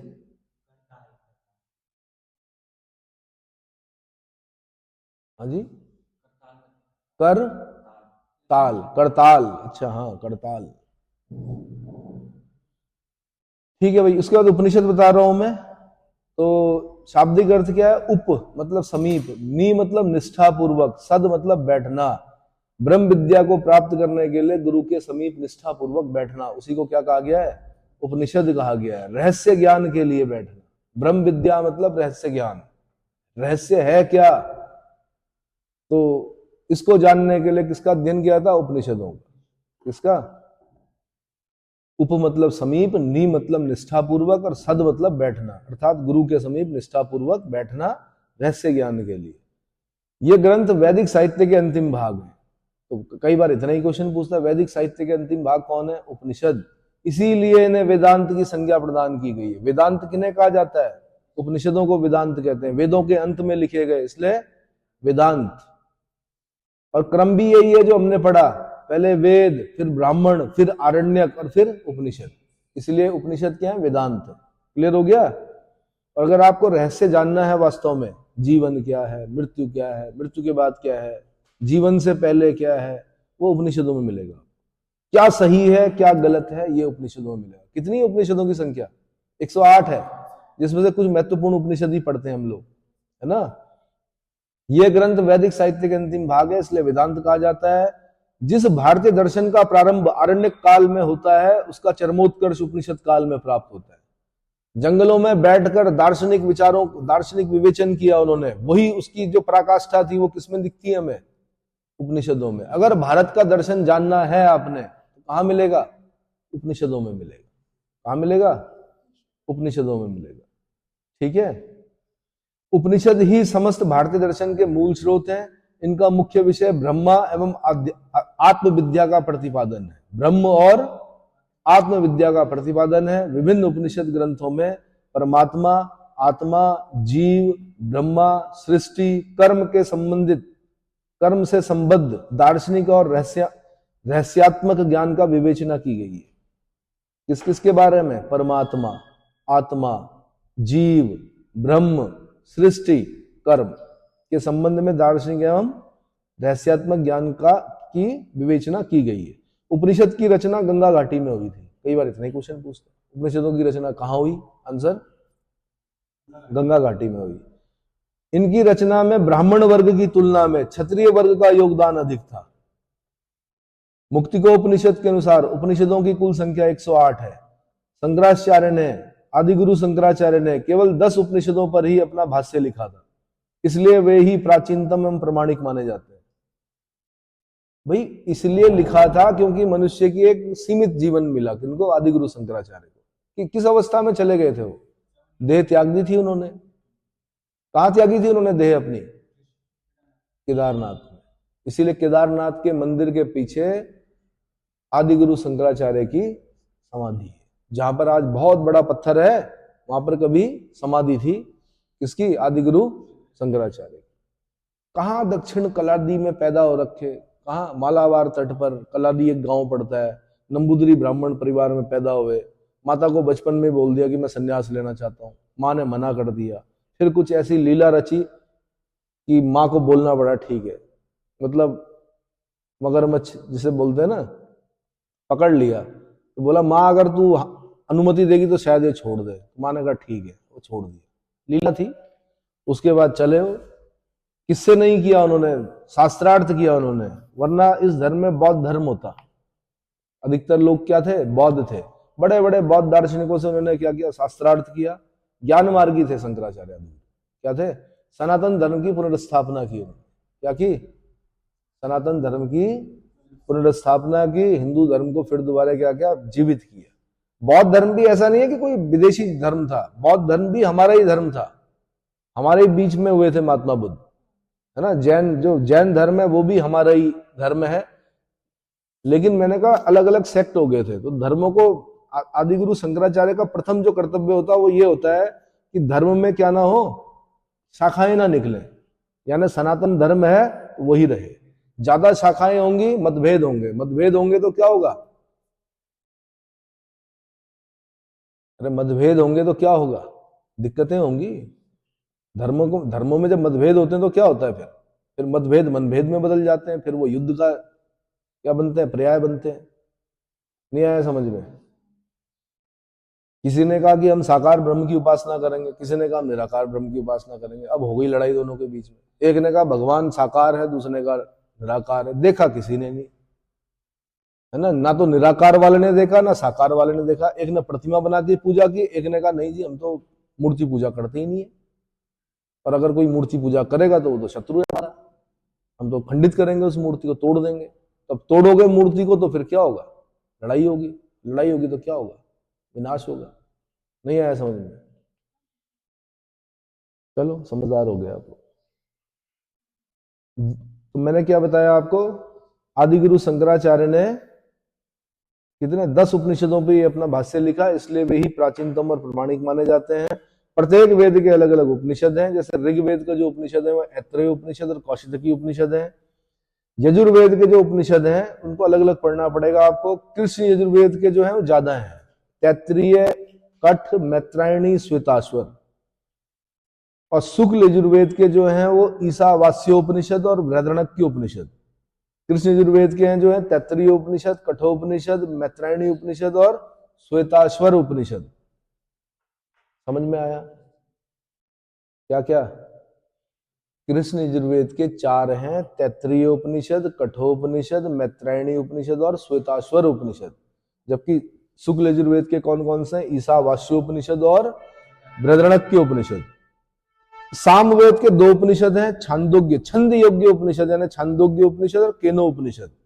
और अथर्ववेद के हैं मांडुक्य उपनिषद, प्रश्नोपनिषद और मुंडकोपनिषद। मुंडकोपनिषद मैंने बताया था, सत्यमेव जयते, है ना। और मांडुक्य उपनिषद जो है, मंडूक शिक्षा का जो उल्लेख मिलता है, वैदिक शिक्षा, प्राचीनतम वैदिक शिक्षा जो थी, उसमें क्या करते थे? आगे गुरुजी बैठे होते थे और वो क्या करते थे? वो एक श्लोक बोलते थे। अरे वो क्यों टरटराएंगे भाई? तुम टरटराओगे पीछे से। जैसे मेंढक, एक मेंढक क्या करता है? टर करता है, और पीछे से फिर बहुत सारे मेंढक क्या करते हैं? टर टर करते हैं। यही हमारी शिक्षा पद्धति थी कि गुरुजी ने एक मंत्र बोला, उस मंत्र को आपने तब तक, उसके अर्थ को तब तक आपने याद करना है जब तक कि वो कंठ पे ना आ जाए। तो हमारी शिक्षाएं कहां थी? कंठ पे। कोई भी हमारी शिक्षाओं को इसीलिए नष्ट नहीं कर पाया। कितनी गर्दनें काटता, किसी ना किसी के कंठ में तो था ही। नहीं आया समझ में? और फिर जिनके कंठ में था वो ब्राह्मण थे, और ब्रह्म हत्या से तो वो भी डरते थे। कौन? आक्रांता। क्योंकि ब्राह्मण की हत्या हो गई तो गौ हत्या, ब्राह्मण हत्या, दोनों को क्या माना जाता था? हा? समाज में बवाल हो जाता था जिसे बोलते हैं। बाकी हत्याएं हो गई कोई दिक्कत नहीं, पर ब्रह्म हत्या पाप, पाप मानते थे। क्या मानते थे? पाप। जैसे कई बार सुना होगा आपने, शिक्षकों की भी हत्या हो जाती है। एक शिक्षक की हत्या होने से कितने लोगों का भविष्य खराब हो सकता है। साइंटिस्ट की भी हत्या होती है, एक साइंटिस्ट के खराब होने से कितने आविष्कार प्रभावित होते हैं, कितने इनोवेशन प्रभावित होते हैं। कायदे से इनको भी क्या होना चाहिए? हाँ जी, हाँ, ठीक है। कहां तक पहुंचे हम? अथर्ववेद। अथर्ववेद में मांडुक्य, प्रश्न और मुंडकोपनिषद, ठीक है। वैदिक साहित्य में वेदों और उपनिषद लिखे गए हैं। तो ऋग्वेद के उपनिषद बता देता हूं मैं, ऐत्रेय उपनिषद ब्रह्म विद्या प्रधान उपनिषद है। इसमें सृष्टि सृजन से लेकर उसके विकास, स्वरूप और अंत आदि का वर्णन किया गया है। इसमें ऐत्रेय उपनिषद में। कौशितकी उपनिषद, इस उपनिषद में जीवात्मा और ब्रह्मलोक, प्राणोपासना तथा संपूर्ण सृष्टि में विद्यमान चैतन्य तत्व की उपासना पर बल दिया गया है। अंत में आत्म तत्व के स्वरूप और उसकी उपासना के से प्राप्त फल पर विचार किया गया है इसमें, कौशितकी उपनिषद में। उसके बाद यजुर्वेद के उपनिषद है, शॉर्ट में बता रहा हूं।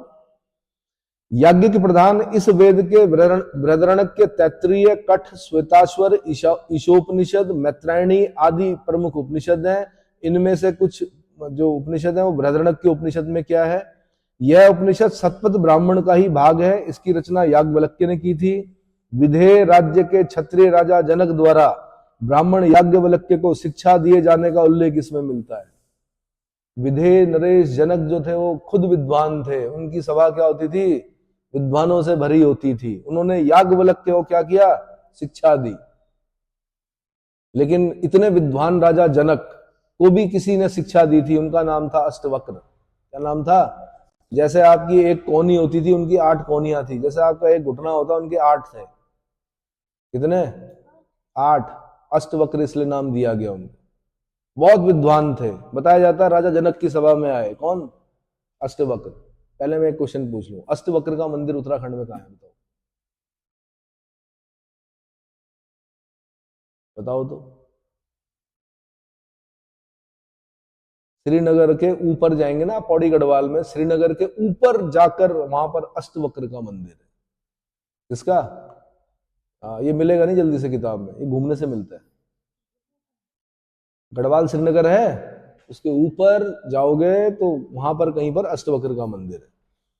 तो अष्टवक्र को देखकर सारे विद्वान हंस पड़े और अष्टवक्र उससे भी तेज हंसे। हाँ जी, कौन सा गांव? डिकवार गांव, पौड़ी। भाई पहाड़ के ऊपर था किसी जमाने में, आबादी तो दिखी नहीं मुझे गांव वहां। श्रीनगर के ऊपर कौन सा गांव? डिकवार।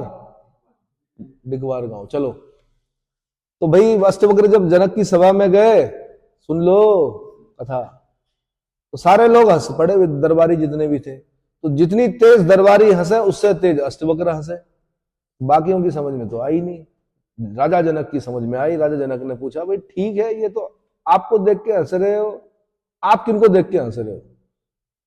उन्होंने कहा कि मैं इसलिए हंस रहा हूं इन पर क्योंकि ये उस पर हंस रहे हैं जिसने मेरे को बनाया है, ईश्वर पर हंस रहे हैं। इस पर भाई जो मैं कृति हूं वो किसकी हूं? ईश्वर द्वारा बनाई गई कृति। अब मैं ऐसा ही बना तो मैं क्या करूं? पर आप जो हंस रहे हो, राजा जनक नहीं हंस रहे थे, बाकी सारे विद्वान भी हंस रहे थे दरबार पे। देखो कैसा नमूना आया कि होता ही है यार, किसी की 8 कोनियां और 8 घुटने हो, कैसा लगेगा वो? नहीं आया समझ में? तब जनक की समझ में आया कि ये विद्वान, तब उनसे शिक्षा ग्रहण की उन्होंने, मतलब सीखा उन्होंने। लेकिन राजा जो आपके जनक हैं, उन्होंने याज्ञवल्क्य को शिक्षा दिए जाने का उल्लेख मिलता है किसमें? बृहदारण्यक उपनिषद में। दूसरा, इसी उपनिषद में याज्ञवल्क्य गार्गी संवाद मिलता है। भाई क्या मिलता है? याज्ञवल्क्य गार्गी संवाद। गार्गी जो है विदुषी महिला है। यहां पर स्त्रियों के सम्मान में थोड़ा सा ठेस दिखती है। कैसे? स्त्रियों का सम्मान गिरते हुए दिखाई देता है। यहां पर याज्ञवल्क्य गार्गी का संवाद चल रहा है। एक स्थान पर बोल रहे हैं याज्ञवल्क्य कि मैं सिर फोड़ दूंगा तेरा, जब हार रहे होते हैं, क्योंकि गार्गी इतनी विदुषी थी कि याज्ञवल्क्य को भी क्या कर दिया। तो अगर क्लास में किसी बालक ने ये बोल दिया किसी बालिका को कि मैं सिर फोड़ दूंगा, इसका मतलब स्त्रियों का सम्मान क्या हो गया, वहां पर गिर गया। समझ में आया? ये वो वहीं उसी घटना वहीं पर अगर दबा दिया जाता तो स्त्री सम्मान बरकरार रहता। अभी क्या हुआ इसमें देखना पड़ेगा। याज्ञवल्क्य के गार्गी संवाद कहाँ मिलता है? बृहदारण्यक उपनिषद में मिलता है। याज्ञवल्क्य के साकल्य ऋषि संवाद कहां पर मिलता है? ये भी बृहदारण्यक उपनिषद में मिलता है। याज्ञवल्क्य के मैत्रेयी संवाद कहां पर मिलता है? ये भी बृहदारण्यक उपनिषद में मिलता है। कौन कौन से? गार्गी, साकल्य और मैत्रेयी संवाद। अहम ब्रह्मास्मि, मैं ही ब्रह्म हूं, अहम ब्रह्मास्मि, तथा विज्ञान मानंद ब्रह्मा, इसी उपनिषद में वर्णित है। कौन कौन सा? अहम ब्रह्मास्मि और विज्ञान मानंद ब्रह्मा बृहदारण्यक उपनिषद में वर्णित है। इसमें एक स्थान पर विदुषी पुत्री की प्राप्ति हेतु अनुष्ठान का विवरण प्राप्त होता है। देखो अन्य जगहों पर आपने पढ़ा होगा पुत्र प्राप्ति, लेकिन यहां पर यह बोला गया है कि पुत्री हो तो कैसी हो? विदुषी हो, जिद्दी ना हो। क्या ना हो? क्योंकि 3 प्रकार की हट मानी जाती हैं, राज हट, बाल हट और स्त्री हट। ये पता है? राजा ने अगर हट कर दी तो फिर तो क्या समझ लो, फिर तो युद्ध और पता नहीं कितने लोग मरेंगे उसमें। राज हट बोलते हैं इसको। क्या बोलते हैं? दूसरा होता है बाल हट। बच्चे ने अगर जिद कर दी उसको पूरा करना पड़ेगा, नहीं तो लेट जाएगा वो, जिसे बोलते हैं। हाँ, और इतना रोएगा कि है ना, उसका रुदन जो होगा वो बस अगल बगल के सारे लोगों को क्या कर देगा, उनकी नजर में आपको विलेन बना देगा। ऐसा इस प्रकार से रोएगा, मुझे ये चाहिए तो चाहिए, दैट इज बाल हट। तीसरी होती है स्त्री हट। अच्छे के लिए है तो बहुत बढ़िया है कि मुझे कुछ करना है, आईएएस बनना है, आप मेरा सपोर्ट करो ना करो, अभी मैं क्या मुझे तैयारी करनी है तो करनी है, निकालना तो नहीं। दैट इज स्त्री हट। अगर बढ़िया के लिए तो बहुत बढ़िया, अगर बुरे के लिए है, इलोपमेंट के लिए है, इलोपमेंट समझते हो कि नहीं जी, या अन्य चीजें हैं तो फिर बहुत बुरी है। ठीक है, तो क्या कहा गया? विदुषी पुत्री की प्राप्ति के लिए अनुष्ठान का विवरण प्राप्त होता है। कहां पर? बृहदारण्यक उपनिषद में। इसमें एक स्थान पर ये बता दिया मैंने, इस उपनिषद में अस्तो मां सदगमया, तमसो मां ज्योतिर्गमया, मृत्यु मां मृतम गमया, ये उल्लेख मिलता है, का उल्लेख मिलता है। बहुत बड़ी लाइन है कि हमें असत्य से सत्य की ओर ले जाओ, हमें अज्ञान रूपी अंधकार से ज्ञान रूपी प्रकाश की ओर ले जाओ, और मृत्यु के भय से हमें मुक्त करके अमरता की ओर ले जाओ। कहां ले जाओ? देखो अमर तो कोई नहीं होगा, पर हाँ ये है कि मैं अमर हूं बोल के थोड़ा सा जहां 60 में काम होना होगा तो 70-80 तक खींच ही लेंगे। ठीक है, चलो 100 भी खींच सकते हैं, पर करोगे क्या? ये भी तो समस्या है ना। मैं एक ऐसे व्यक्ति को जानता हूं, एट द एज ऑफ 96 उन्होंने अन्न जल छोड़ दिया, अन्न छोड़ दिया उन्होंने। तो पूछा गया भाई क्यों छोड़ रहे हो? उन्होंने कहा यार मैं 97 पे लग गया हूं, मेरे सारे मित्र चले गए हैं, मतलब मित्र मतलब दोस्त सगे संबंधी सब चले गए, तो मैं करूंगा क्या यहाँ जीवित रह के? तो पहले उन्होंने अन्न छोड़ा, उस पर रहे, जल पर और जूस पर रहे, फिर धीरे धीरे उन्होंने जूस को भी छोड़ दिया, फिर क्या कर दिया? अपना प्राण त्याग दिया। तो ठीक है, जब ऐसा लगता है तो संलेखन बोलते हैं जैन धर्म में इसको, संलेखन विधि। वो जैन नहीं थे, लेकिन जब 96-97 में भी डेथ नहीं हो रही है तो क्या किया उन्होंने? संलेखना विधि द्वारा, बोल सकते हैं जैन धर्म में करते हैं ऐसा, भूखा प्यासा रहकर देह को कष्ट देकर प्राण त्याग। ठीक है, 97 में कोई कर रहा है तो चलो चल जाता है एक बार के लिए, लेकिन युवावस्था में अगर कोई कर रहा है तो बुरी बात है ना। 97 चलो, तो अस्तोमा सदगमया, तमसोमा ज्योतिर्गमया, मृत्युमा मृतम गमया, ये कहां पर लिखा हुआ है? इस श्लोक का वैसे सर्वप्रथम उल्लेख जो है ऋग्वेद में हुआ है, लेकिन फिर उसके बाद बृहदारण्यक के उपनिषद में भी मिलता है। ऋग्वेद में भी मिलता है पहले, और फिर बृहदारण्यक के उपनिषद में भी मिलता है। उसके बाद तैत्तिरीय उपनिषद। भाई इस उपनिषद में ब्रह्मा के स्वरूप का विस्तृत वर्णन मिलता है। इसमें गुरु एवं शिष्य के व्यवहारों की आदर्श रूपरेखा को निर्धारित किए जाने का उल्लेख मिलता है। इसके अलावा शिक्षा की समाप्ति पर गुरु द्वारा शिष्यों को दिए जाने वाले उपदेशों का वृहद रूप में वर्णन इसी उपनिषद में मिलता है। सदा सत्य बोलो, सदा धर्म का आचरण करो, खूब अन्न उपजाओ, अतिथि देवो भवा। अतिथि जो होता है वो क्या होता है? देवता के समान होता है। सदैव श्रेष्ठ कर्मों का आचरण करो आदि वाक्यों का उल्लेख इसी उपनिषद में मिलता है। अतिथि देवो भवा, तैत्तरीय उपनिषद। अतिथि देवो भवा, तैत्तरीय उपनिषद। खूब अन्न उपजाओ, तैत्तरीय उपनिषद। सदा धर्म का आचरण करो, तैत्तरीय उपनिषद। सदा सत्य बोलो, तैत्तरीय उपनिषद। सदैव श्रेष्ठ कर्मों का आचरण करो, तैत्तरीय उपनिषद। कहां पर कहा गया है?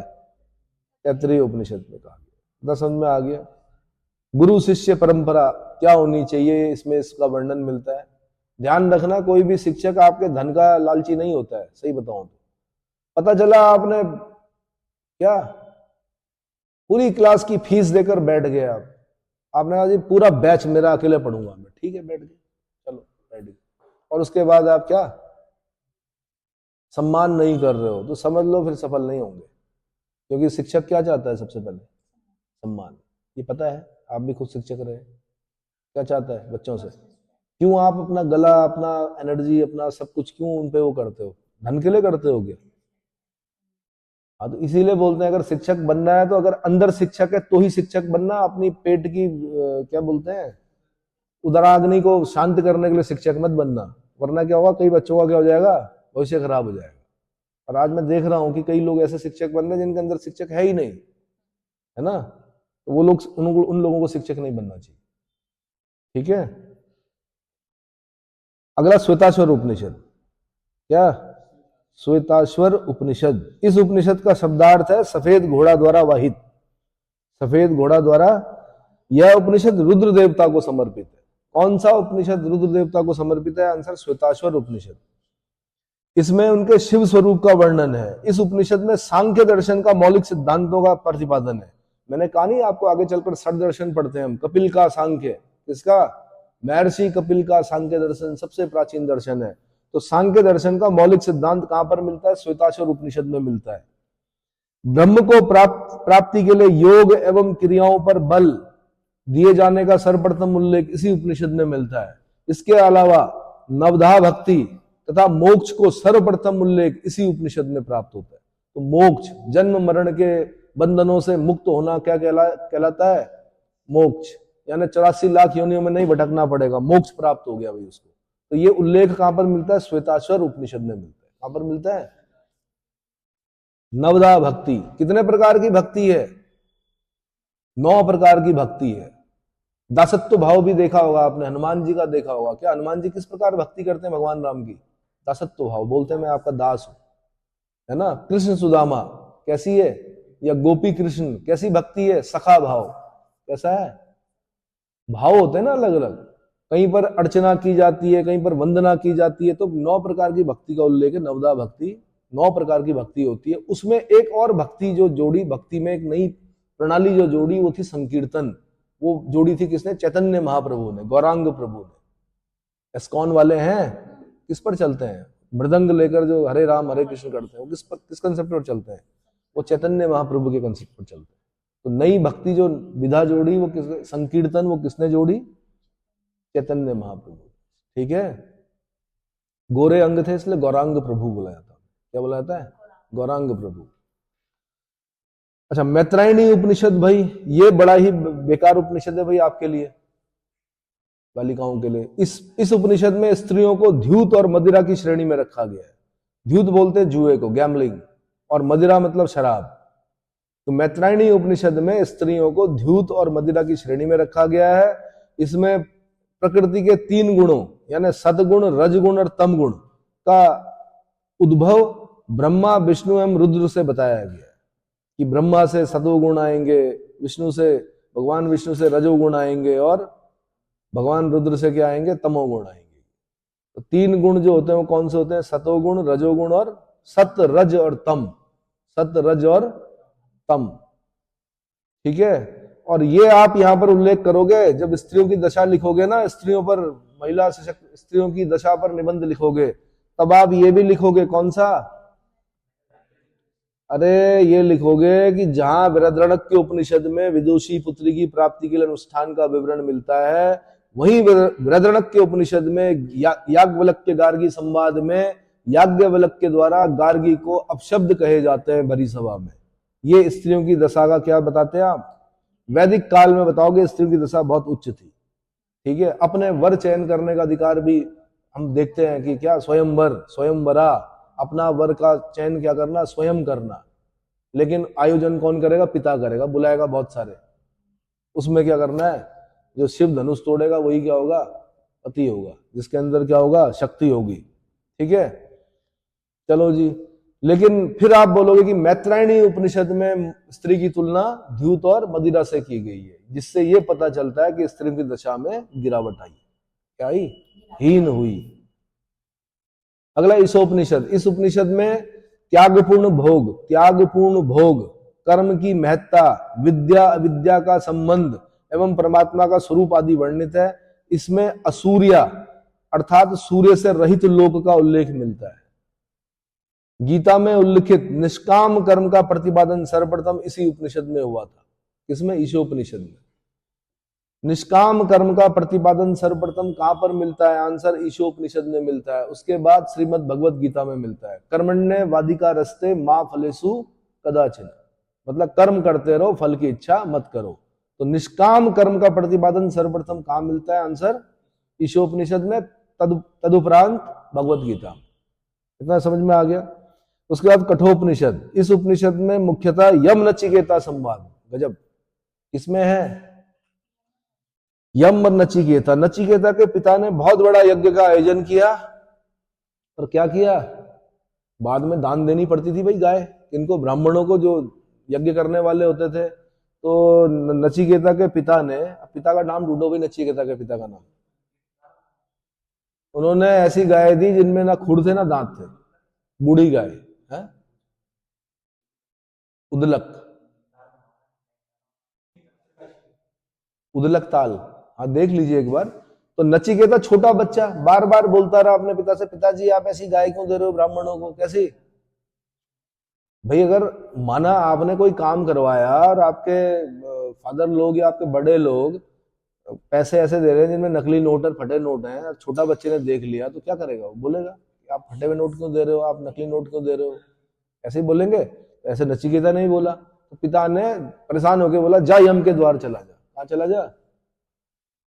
अब पिता की आज्ञा का पालन करना था, यमराज के द्वार चला गया। यमराज बाहर थे, 3 दिन बाद आए। ऋषि वात्श्रवा, चलो जो भी है। तो यमराज ने 3 दिन बाद जब आया तो नचिकेता से पूछा कि भाई तुम कौन? तो उसने कहा जी मैं पिता की आज्ञा का पालन करके आपके द्वार में आया था, आप नहीं थे, 3 दिन बाद मिले हो।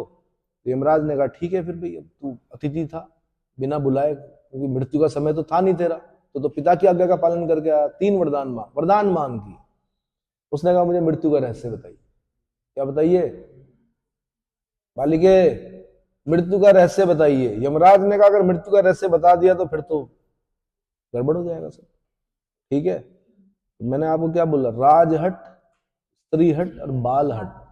तो बालहट बच्चा अड़ा रहा, यमराज ने बहुत ऑफर दिए, बताए जाते हैं ये ले ले, वो ले ले, ये खा ले। मृत्यु का रहस्य तो कहां पर मिलता है? कठोपनिषद में मिलता है मृत्यु का रहस्य। अगर मृत्यु का रहस्य जानना चाहते हैं कठोपनिषद का अध्ययन करें। इसका तो बाद में बताना पड़ा यमराज को, है ना। इसमें यम द्वारा नचिकेता को आत्मा के अस्तित्व के संदर्भ में दिया गया उपदेश, अर्थात यह आत्मा अजन्मा, नित्य, शाश्वत और क्षय एवं वृद्धि से रहित है। क्या आत्मा? फिर गीता में भी पढ़ते हैं आप, ना तो शस्त्र छेद सकते हैं, ना अग्नि जला सकती है। क्या है श्लोक? श्लोक बताएं, गीता में है ना तो आत्मा को शस्त्र छेद सकते हैं, कोई भी शस्त्र छेद नहीं सकता आत्मा को। शरीर को छेद सकता है, उसमें से आत्मा निकाल सकता है, लेकिन आत्मा को नहीं छेद। ना आग जला सकती है, ना क्या पानी बहा सकता है। तो यह आत्मा अजन्मा, नित्य, शाश्वत और क्षय में वृद्धि से रहित है, इसका उल्लेख मिलता है इसमें। इसके अलावा इसमें ओम की महत्ता का वर्णन प्राप्त होता है। ओम क्या? और अभी यूनिवर्स की साउंड खोजी गई है, वो भी ओम है। यूनिवर्स में भी साउंड है, ये पता है? ग्रहों की चाल जो चल रही है, जो भी हो रहा है, तो अगर निर्वात में, यूनिवर्स में अगर आप हैं तो वहां पर भी जो ध्वनि है वो कैसी है? ओम की है। उत्थिष्ट जागृत प्राप्य वरान निबोधत, उठो जागो और श्रेष्ठ महापुरुष से जाकर, पास जाकर उस परम ब्रह्म को जान लो का उल्लेख इसी उपनिषद में किया गया है। उठो जागो और अपने गोल पर तब तक लगे रहो जब तक वो प्राप्त नहीं हो जाता, और ऐसे व्यक्ति के पास जाओ जो आपको परम ब्रह्म का ज्ञान दे। किसमें कहा गया है? तो इसका मतलब विवेकानंद जी ने भी, जो नरेंद्रनाथ दत्त स्वामी विवेकानंद थे, उन्होंने भी अध्ययन किया होगा कठोपनिषद का, इसीलिए तो बोला उन्होंने अराइज अवेक एंड क्या, उठो जागो, अराइज अवेक, क्या बोला उन्होंने? Till the goal is reached, कुछ ऐसा एक लाइन है उनकी, बोलिए। इंग्लिश में बोला उन्होंने, arise awake and stop not till the goal is reached, until you reach the goal, ऐसा है लिखा हुआ, विवेकानंद जी ने कहा until the goal is reached, जब तक आपका गोल आपको प्राप्त नहीं हो जाता तब तक क्या करो? उठो जागो। विवेकानंद जी ने एक और चीज कही थी, कमजोरी पाप है। अब कमजोरी शारीरिक कमजोरी नहीं, कौन सी कमजोरी के बारे में बोला? मानसिक कमजोरी, क्योंकि उन्होंने देखा देश के लोग मानसिक कमजोरी के शिकार हैं। मानसिक कमजोरी किसे कहते हैं? कि बचपन से मान लेना कि हम अंग्रेजों के गुलाम हैं, दैट इज मानसिक कमजोरी। बचपन से मान लेना कि आईएएस हमारे लिए नहीं बना है, पीसीएस हमारे लिए नहीं बना है, हमारे लिए तो ग्रुप सी बना है, ये मानसिक कमजोरी है। ये क्या है? कि छोटा मोटा जॉब कर लूंगा, किसी तरह अपनी दाल रोटी चला लूंगा, ये मानसिक कमजोरी है। मैंने आपको बताया भी, इतना कमाओ कि कोई भी चीज महंगी ना लगे। कल मैंने बताया था जब मैं आपको एविएशन पढ़ा रहा था कि कुछ लोग ऐसे भी हैं, सरकार ने कहा कम से कम 20 जहाज होने चाहिए, खरीदते होंगे वो 20 जहाज, आप स्कूटी लेके खुश हो, ये मानसिक कमजोरी है। क्या है? लास्ट में तो कुछ नहीं है वैसे, पर जब तक हो तब तक कुछ तो करो। मैंने आपको, जब मैं शिपिंग करा रहा था तो मैंने बताया कुछ लोग ऐसे हैं जिनके 10-10 शिप चलते हैं, कहां पर? समुद्र में, उसके मालिक हैं वो, और आप कितने में खुश हो? एक स्कूटी में खुश हो। आपसे पहले के लोग साइकिल में खुश थे, आप स्कूटी में खुश हो, तो ये मानसिक कमजोरी है। चलो जी, इतना कमाओ कि कोई भी चीज महंगी ना लगे। सामवेद के उपनिषद, भाई इस वेद के 2 मुख्य उपनिषद हैं, एक है छांदोग्य उपनिषद और एक है केनोपनिषद। छंद योग्य उपनिषद, उपनिषदों में सबसे प्राचीन उपनिषद सामवेद का छांदोग्य उपनिषद है। सबसे प्राचीन कौन सा है? छांदोग्य उपनिषद है। इस उपनिषद में देवकी नंदन कृष्ण का उल्लेख सबसे पहले मिलता है। तो देवकी नंदन कृष्ण का सर्वप्रथम उल्लेख कहां पर मिलता है? छांदोग्य उपनिषद में मिलता है। यद्यपि कृष्ण का सर्वप्रथम उल्लेख ऋग्वेद में मिलता है, जहां उन्हें राक्षस एवं इंद्र का शत्रु कहा गया है। छांदोग्य उपनिषद में वर्णित कृष्ण को देवकी का पुत्र और ऋषि अंगिरस का शिष्य बताया गया, घोर अंगिरस के शिष्य के रूप में वर्णित किया गया है। इसमें उद्दालक आरुणी एवं उनके पुत्र श्वेतकेतु के मध्य संवाद, श्वेतकेतु एवं प्रावण जाबाली के मध्य संवाद, श्वेतकेतु एवं प्रवाहन जाबाली के मध्य संवाद आदि का उल्लेख मिलता है। इस उपनिषद में सर्व खलविदम ब्रह्मा, आत्मवेदम सर्व तत्वमसि आदि वाक्यों का उल्लेख मिलता है, जो अद्वैत का प्रतिपादन करते हैं। क्या करते हैं? अद्वैतवाद, द्वैतवाद सुने हैं? आदि गुरु शंकराचार्य क्या थे? अद्वैतवाद के अद्वैतवादी। पुनरपि जन्मम पुनरपि मरणम पुनरपि जननी जठरे शयनम भजगोविंदम भजगोविंदम, अर्थात बार बार जन्म लेना है, बार बार मरना है, बार बार माता के गर्भ में आना है, उससे बढ़िया गोविंद नाम भजो। किसने कहा? आदि गुरु शंकराचार्य ने कहा। पुनरपि जन्मम पुनरपि मरणम पुनरपि जननी जठरे शयनम। तो आत्मवेदम सर्व तत्वमसि आदि वाक्यों का उल्लेख भी कहां मिलता है? छांदोग्य उपनिषद में मिलता है। सर्व खलविदम ब्रह्मा, ये कहां पर मिलता है? छांदोग्य उपनिषद में मिलता है। प्रवाहन जाबाली के मध्य संवाद, श्वेत केतु और प्रवाहन जाबाली के मध्य संवाद कहां पर मिलता है? छांदोग्य उपनिषद में मिलता है। ठीक है। उद्दालक आरुणी एवं उनके पुत्र श्वेत केतु के मध्य संवाद कहां मिलता है? ये भी छांदोग्य उपनिषद में मिलता है। चलो जी, अद्वैतवाद का प्रतिपादन सबसे पहले कहां मिलता है? छांदोग्य उपनिषद में मिलता है। इस उपनिषद में सत्यकाम जाबाली की कथा का उल्लेख मिलता है, जो अनब्याही मां के लांछन को चुनौती देता है। अनब्याही मां के लांछन को चुनौती देता है। अगला केनोपनिषद कौन सा है? इस उपनिषद में गुरु शिष्य की संवाद परंपरा द्वारा ब्रह्म के स्वरूप पर प्रकाश डाला गया है। इसमें उमा हेमवती आख्यान का विवरण प्राप्त होता है। उमा हेमवती आख्यान कहां मिलता है? केनोपनिषद में। अब है भाई अथर्ववेद के उपनिषद, तो प्रश्नोपनिषद, मांडुक्योपनिषद और मुंडकोपनिषद। तो प्रश्नोपनिषद, इस उपनिषद में ऋषि पिपलाद द्वारा 6 ऋषियों के संवाद का उल्लेख मिलता है। ऋषि पिपलाद द्वारा 6 ऋषियों के संवाद का उल्लेख मिलता है।